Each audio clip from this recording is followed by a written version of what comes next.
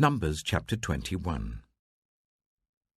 When the Canaanite king of Arad, who lived in the Negev, heard that Israel was coming along the road to Atharim, he attacked the Israelites and captured some of them. Then Israel made this vow to the Lord: "If you will deliver these people into our hands, we will totally destroy their cities." The Lord listened to Israel's plea and gave the Canaanites over to them. They completely destroyed them and their towns, so the place was named Hormah. They travelled from Mount Hor along the route to the Red Sea to go round Edom. But the people grew impatient on the way. They spoke against God and against Moses and said, "Why have you brought us up out of Egypt to die in the wilderness? There is no bread, there is no water, and we detest this miserable food." Then the Lord sent venomous snakes among them. They bit the people, and many Israelites died. The people came to Moses and said, "We sinned when we spoke against the Lord and against you. Pray that the Lord will take the snakes away from us." So Moses prayed for the people. The Lord said to Moses, "Make a snake and put it up on a pole. Anyone who is bitten can look at it and live." So Moses made a bronze snake and put it up on a pole. Then, when anyone was bitten by a snake and looked at the bronze snake, they lived. The Israelites moved on and camped at Oboth. Then they set out from Oboth and camped in Abarim, in the wilderness that faces Moab towards the sunrise. From there they moved on and camped in the Zered Valley. They set out from there and camped alongside the Arnon, which is in the wilderness extending into Amorite territory. The Arnon is the border of Moab, between Moab and the Amorites. That is why the book of the wars of the Lord says, "Zahab in Zuphah and the ravines, the Arnon and the slopes of the ravines that lead to the settlement of Ar, and lie along the border of Moab."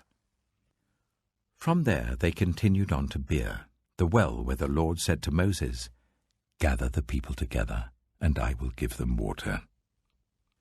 Then Israel sang this song: "Spring up, O well, sing about it, about the well that the princes dug, that the nobles of the people sank, the nobles with scepters and staffs."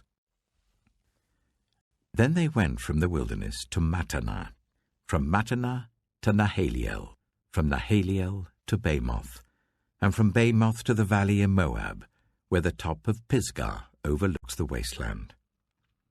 Israel sent messengers to say to Sihon, king of the Amorites, "Let us pass through your country. We will not turn aside into any field or vineyard or drink water from any well. We will travel along the king's highway until we have passed through your territory." But Sihon would not let Israel pass through his territory. He mustered his entire army and marched out into the wilderness against Israel. When he reached Jahaz, he fought with Israel. Israel, however, put him to the sword and took over his land from the Arnon to the Jabbok, but only as far as the Ammonites, because their border was fortified. Israel captured all the cities of the Amorites and occupied them, including Heshbon and all its surrounding settlements. Heshbon was the city of Sihon, king of the Amorites, who had fought against the former king of Moab, and had taken from him all his land as far as the Arnon. That is why the poets say, "Come to Heshbon and let it be rebuilt. Let Sihon's city be restored."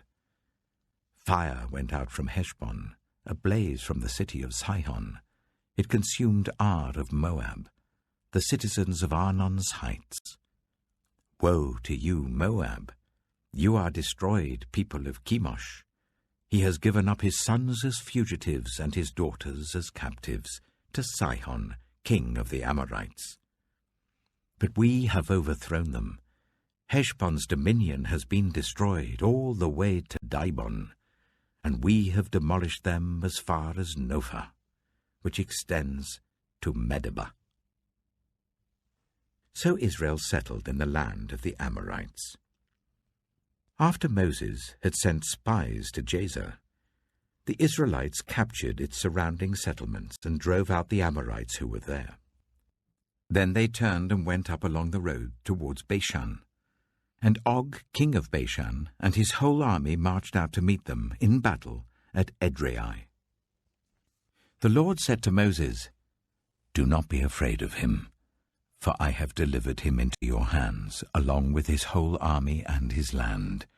Do to him what you did to Sihon, king of the Amorites, who reigned in Heshbon." So they struck him down, together with his sons and his whole army, leaving them no survivors, and they took possession of his land.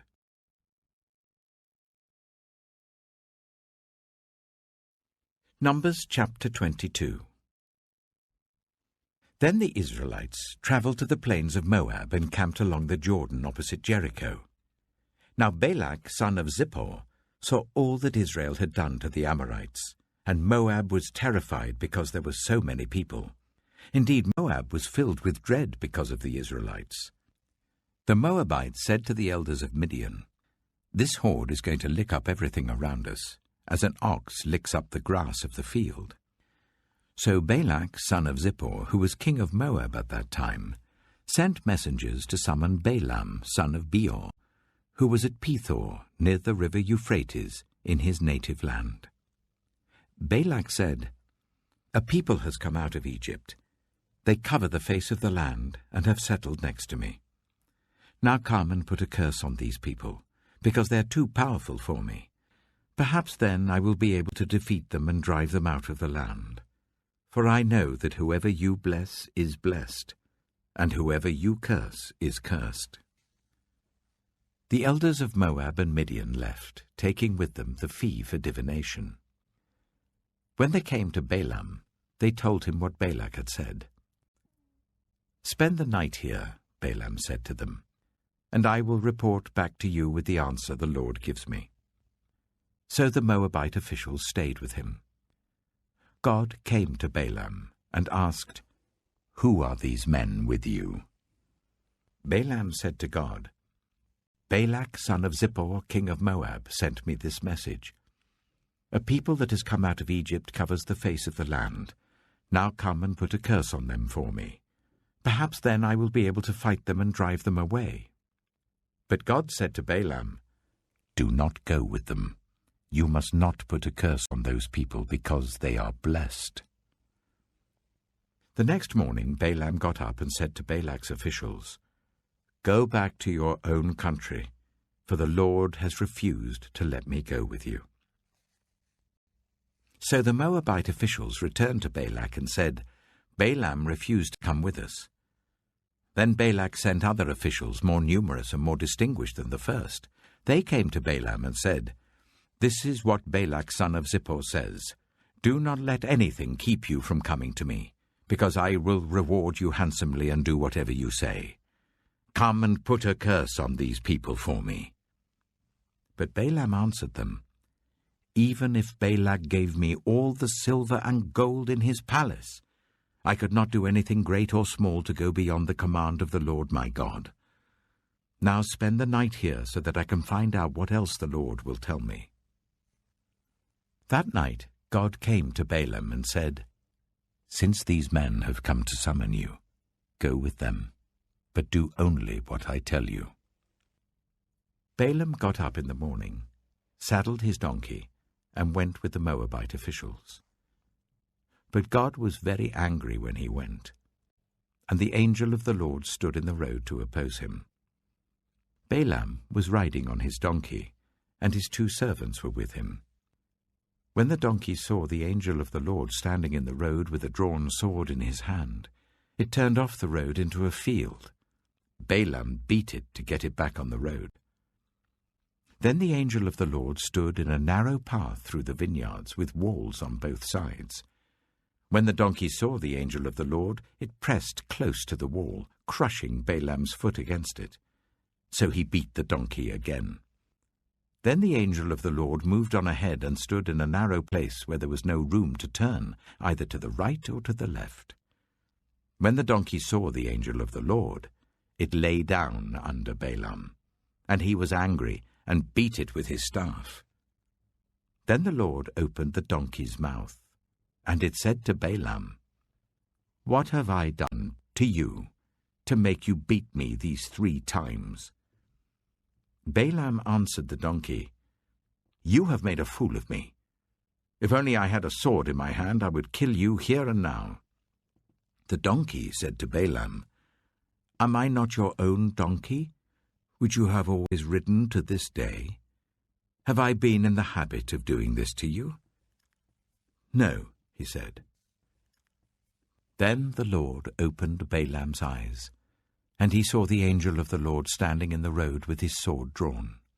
So he bowed low and fell face down. The angel of the Lord asked him, "Why have you beaten your donkey these 3 times? I have come here to oppose you because your path is a reckless one before me. The donkey saw me and turned away from me these 3 times. If it had not turned away, I would certainly have killed you by now, but I would have spared it." Balaam said to the angel of the Lord, "I have sinned. I did not realize you were standing in the road to oppose me. Now, if you are displeased, I will go back." The angel of the Lord said to Balaam, "Go with the men, but speak only what I tell you." So Balaam went with Balak's officials. When Balak heard that Balaam was coming, he went out to meet him at the Moabite town on the Arnon border, at the edge of his territory. Balak said to Balaam, "Did I not send you an urgent summons? Why didn't you come to me? Am I really not able to reward you?" "Well, I've come to you now," Balaam replied, "but I can't say whatever I please. I must speak only what God puts in my mouth." Then Balaam went with Balak to Kiriath-Huzoth. Balak sacrificed cattle and sheep and gave some to Balaam and the officials who were with him. The next morning Balak took Balaam up to Bamoth Baal, and from there he could see the outskirts of the Israelite camp.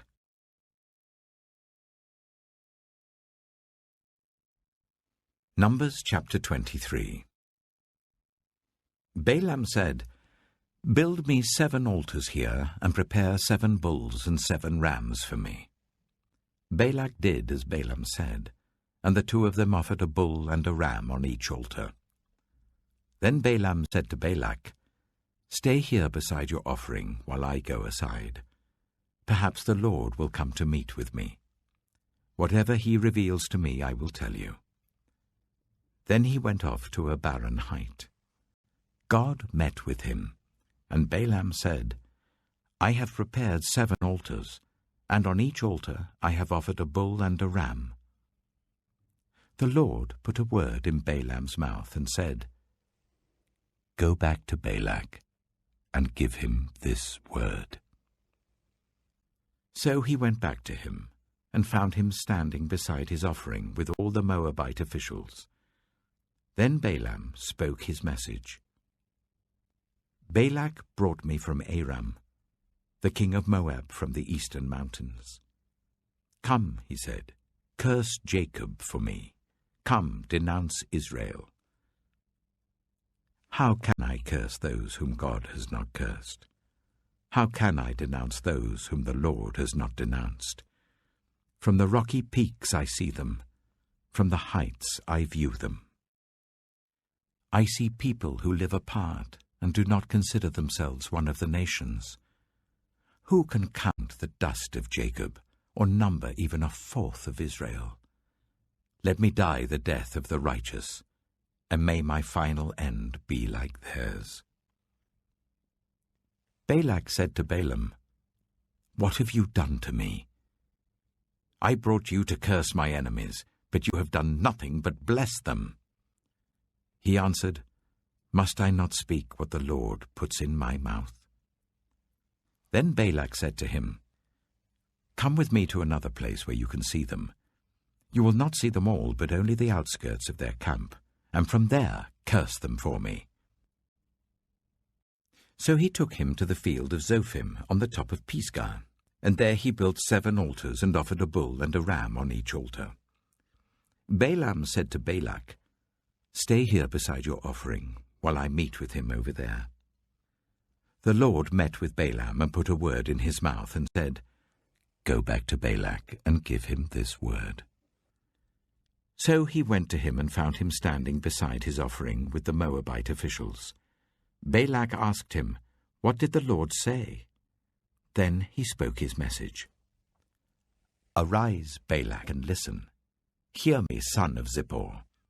God is not human, that he should lie, not a human being, that he should change his mind. Does he speak and then not act? Does he promise and not fulfill? I have received a command to bless. He has blessed, and I cannot change it. No misfortune is seen in Jacob, no misery observed in Israel. The Lord their God is with them. The shout of the king is among them. God brought them out of Egypt. They have the strength of a wild ox. There is no divination against Jacob, no evil omens against Israel. It will now be said of Jacob and of Israel, see what God has done. The people rise like a lioness. They rouse themselves like a lion that does not rest till it devours its prey and drinks the blood of its victims. Then Balak said to Balaam, neither curse them at all, nor bless them at all. Balaam answered, did I not tell you I must do whatever the Lord says? Then Balak said to Balaam, come, let me take you to another place. Perhaps it will please God to let you curse them for me from there. And Balak took Balaam to the top of Peor, overlooking the wasteland. Balaam said, build me 7 altars here, and prepare 7 bulls and 7 rams for me. Balak did as Balaam had said, and offered a bull and a ram on each altar.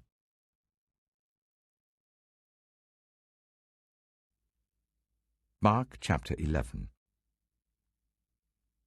As they approached Jerusalem and came to Bethphage and Bethany at the Mount of Olives, Jesus sent 2 of his disciples, saying to them, go to the village ahead of you, and just as you enter it, you will find a colt tied there, which no one has ever ridden. Untie it and bring it here. If anyone asks you, why are you doing this? Say, the Lord needs it, and will send it back here shortly. They went and found a colt outside in the street, tied at a doorway. As they untied it, some people standing there asked, what are you doing untying that colt? They answered as Jesus had told them to, and the people let them go. When they brought the colt to Jesus and threw their cloaks over it, he sat on it. Many people spread their cloaks on the road, while others spread branches they had cut in the fields. Those who went ahead and those who followed shouted, Hosanna! Blessed is he who comes in the name of the Lord. Blessed is the coming kingdom of our father David. Hosanna in the highest heaven. Jesus entered Jerusalem and went into the temple courts. He looked around at everything, but since it was already late, he went out to Bethany with the 12. The next day, as they were leaving Bethany, Jesus was hungry. Seeing in the distance a fig tree in leaf, he went to find out if it had any fruit. When he reached it, he found nothing but leaves, because it was not the season for figs. Then he said to the tree, may no one ever eat fruit from you again. And his disciples heard him say it. On reaching Jerusalem, Jesus entered the temple courts and began driving out those who were buying and selling there. He overturned the tables of the money changers and the benches of those selling doves, and would not allow anyone to carry merchandise through the temple courts. And as he taught them, he said, is it not written, my house will be called a house of prayer for all nations, but you have made it a den of robbers? The chief priests and the teachers of the law heard this and began looking for a way to kill him, for they feared him, because the whole crowd was amazed at his teaching. When evening came, Jesus and his disciples went out of the city. In the morning, as they went along, they saw the fig tree withered from the roots. Peter remembered and said to Jesus, Rabbi, look, the fig tree you cursed has withered. Have faith in God, Jesus answered.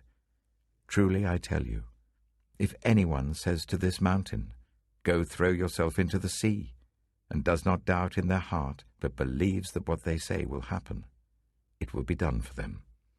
Therefore I tell you, whatever you ask for in prayer, believe that you have received it, and it will be yours. And when you stand praying, if you hold anything against anyone, forgive them, so that your Father in heaven may forgive you your sins." They arrived again in Jerusalem, and while Jesus was walking in the temple courts, the chief priests, the teachers of the law, and the elders came to him. "By what authority are you doing these things?" they asked. "And who gave you authority to do this?" Jesus replied, "I will ask you one question. Answer me, and I will tell you by what authority I am doing these things. John's baptism, was it from heaven or of human origin? Tell me." They discussed it among themselves and said, "If we say from heaven, he will ask, 'Then why didn't you believe him?' But if we say of human origin—" They feared the people, for everyone held that John really was a prophet. So they answered Jesus, "We don't know." Jesus said, "Neither will I tell you by what authority I am doing these things.